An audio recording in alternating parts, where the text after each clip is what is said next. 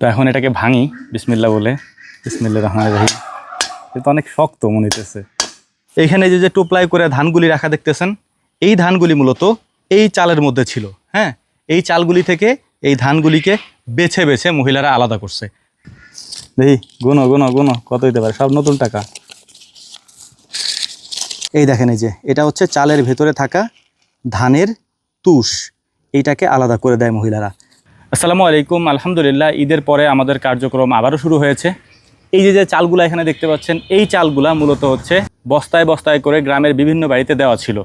কেন দেওয়া ছিল এটা প্রশ্ন করতে পারেন, যে বস্তায় বস্তায় চাল গ্রামের বাড়িতে বাড়িতে কেন দিছেন? হ্যাঁ, এটা আগের একটা ভিডিওতে আপনাদেরকে দেখাইছিলাম, আজকে আপনাদেরকে বিস্তারিত আরও বলছে আর কি। এই যে বস্তাগুলি দেখতে পাচ্ছেন, এই চালগুলি সব বাছা চাল। এই যে আমার হাতে যে চালগুলি আছে না, এই চালগুলি লক্ষ্মীদিঘা চাল। এটা হচ্ছে বাছা চাল, অনেকে এটাকে লাল চাল বলেন।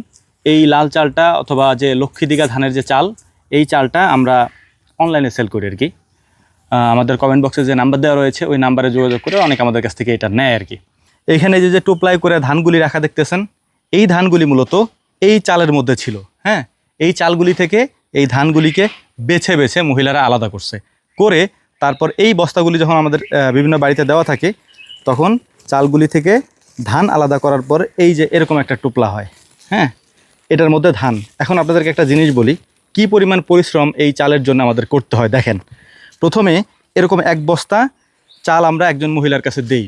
হ্যাঁ, ওনাকে প্রতি কেজিতে আমাদের 7 টাকা করে দিতে হয়। এর পাশাপাশি ওনারা কি করেন, ওনারা এই চাল থেকে এই ধানটাকে আলাদা করেন। এই এক বস্তা চালের মধ্যে এই পরিমাণ ধান ছিল, এই ধান ওনারা আলাদা করে দিয়েছেন। এখানে দেখেন, শুধু ধান না, আরও আছে, আরও কিছু কিছু জিনিস এটার মধ্যে আছে, আমি আপনাদেরকে দেখাই। এই দেখেন, এই যে এটা হচ্ছে চালের ভেতরে থাকা ধানের তুষ, এইটাকে আলাদা করে দেয় মহিলারা। এরপরে এটা তো গেল, আর এখন এই যে এখানে যেটা আছে, এই যে দেখেন, এইটা হচ্ছে ধান। এই যে এটা হচ্ছে ধান। এই ধানের মধ্যে যদিও কিছু চাল আছে, এই চালটা হচ্ছে পরবর্তীতে আমরা যখন আবার ভাঙবো, তখন এটাকে ভেঙে নিয়ে আসবো। আজকে আরও একটা ইন্টারেস্টিং জিনিস আপনাদেরকে দেখাবো। আমার মা আমাকে একটা জিনিস দিয়ে গেছে এখানে, ওইটারে ভেঙে দেখাবো আপনাদেরকে।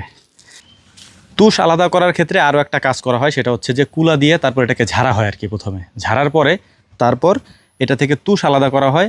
এরপর ধানগুলিকে, এই যে চাল দেখতেছেন, এই যে লাল চালগুলা, এই লাল চাল থেকে ধানগুলিকে আলাদা করা হয়। এটা হচ্ছে একেবারে অরিজিনাল পিওর লক্ষ্মীদিঘা ধানের চাল। হ্যাঁ, এটা আমরা অনেক কষ্ট করে গুছাই আর কি। হ্যাঁ, এই যে চালগুলো দেখতেছেন আমার পিছনে, এই চালগুলো ঈদের আগে আমরা আনছিলাম, মানে ভাঙায় আনছিলাম।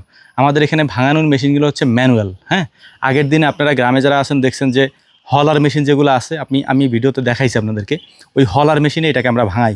এখন প্রশ্ন করতে পারেন যে ধান থাকে কেন? আমরা একবার কাড়া দিই। হ্যাঁ, এক কাড়া দিয়ে ভাঙায় নিয়ে আসি। যদি একের বেশি দিই, তখন চালগুলো আস্তে আস্তে সাদা হয়ে যায়। এই যে দেখেন, এই চালের উপরে যে ফাইবারটা আছে, এই ফাইবারগুলো তখন আর থাকবে না। লাল লাল যে ফাইবারটা আছে চালের উপরে, এই ফাইবারটা থাকবে না যদি আমরা আরও মেশিনের মধ্যে কারানোর চেষ্টা করি। এই কারণে আমরা বেশি কারাই না, একবার কারা দিয়ে নিয়ে আসি। এরপর যে ধান থেকে যায়, ধানটা আমরা আলাদা করে ফেলি। চাল যাদের লাগবে তারা আমাদের কমেন্ট বক্সে নাম্বার দেওয়া আছে, এই নাম্বারে যোগাযোগ করবেন, ফোন অথবা হোয়াটসঅ্যাপ করবেন, আমরা ইনশাল্লাহ আপনাদেরকে পাঠিয়ে দেবো এটা। আর ইন্টারেস্টিং ব্যাপার যেটা, সেটা হচ্ছে সকালবেলা আমি আমার মাকে একটা কথা বলছিলাম আর কি, যাই হোক সেটা আর বলছি না। তো মা আমাকে বললো যে মানে ওনার একটা সঞ্চয় আছে আর কি। হ্যাঁ, যে আমি তোমার এটা দিয়ে দিই, তুমি এটা দিয়ে করো। এটা সঞ্চয়টা কি, যদিও আমি এটা নিব না, কারণ আলহামদুলিল্লাহ অতটুকু অ্যাবিলিটি আমার আছে। তারপরেও মা বলতেছে যে এটা ভাঙো, মানে মার একটা ব্যাংক আছে। হ্যাঁ, তো আমরা এখানে কাজ করতেছি, সকাল থেকে এসে বলতেছে যে এটার ভাঙ, বাড়ির থেকে আইন এটার ভাঙ। তো ভাঙি নেই, মানে ও মা বলতেছে যে আমি আমার হাত দিয়ে যেন এটার ভাঙি। তো মার ব্যাংকটাই এখন ভেঙে আপনাদেরকে দেখানোর চেষ্টা করবো আসলে মা কত টাকা জমাইছে ওই ব্যাংকের মধ্যে। এবং উনি আমাকে একটা জিনিস কিনে দিতে চাইছিল, বাট আমি নিতে চাই নাই। তারপর মা বলতেছে যে নিতে হবে। তো যাই হোক, এখন টাকাটা তো হয়তো মাকে আমি অন্য কোনোভাবে দিয়ে দিতে পারবো, বাট যেহেতু উনি বলছে যে নিতে হবে, সেক্ষেত্রে কিছু করার নাই, নিতেই হবে। তো এখন এটা নিয়ে আসি। এদিকে একজনে বলতেছে হাতে তেল মাখানোর জন্যে, টাকা গুনতে হবে এই জন্য আর কি। এইটা হচ্ছে আমার মার ব্যাংক, এটার মধ্যে টাকা জমাইছে। এখন দেখি এটার মধ্যে আসলে কত টাকা আছে, ভেঙে ফেলি। ভাঙবো। মা সকাল থেকে আমার বলতেছে এটা ভাঙার জন্য, মানে আমি ডিলে করতেছি যাতে কোনো মতে ভাঙা না লাগে, যাতে থাকে, বাট বলতেছে যে ভাঙার জন্য। যাই হোক, আনুমানিক কত টাকা আছে? 1,15,000। ওকা 1,15,000, 85,000। 85,000। আচ্ছা, আমার টার্গেট হচ্ছে 50 থেকে 55,000।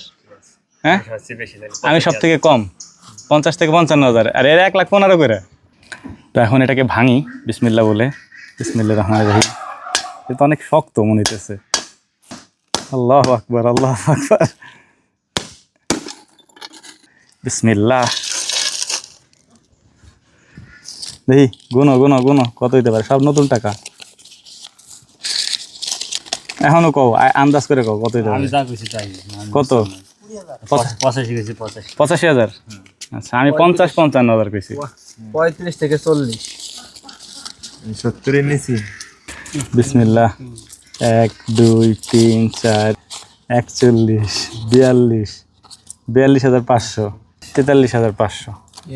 যাক মোটামুটি অনেক টাকা। এটা যার টাকা তারে দিয়ে দিতে হবে, মার টাকা আমারে দিয়ে দিয়ে যায়, যদি আমারে দিয়ে দিছে বাট দেই মার কাছে নিয়ে।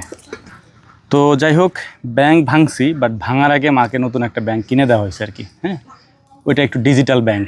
তো ওইটার মধ্যে মা টাকা রাখে, আর এইটা আমাকে বললো যে ভেঙে ফেলার জন্যে। তো এটা ভাঙছি, আর মার কাছে আর একটা ব্যাংক আছে, ওইটার মধ্যে সে টাকা জমে আর কি। আর এটা দিয়ে দিচ্ছে এখন যায়, তারপর দেখি আবার কি করে। দোয়া করবেন আমাদের জন্য। আসসালামু আলাইকুম রহমতুল্লাহ।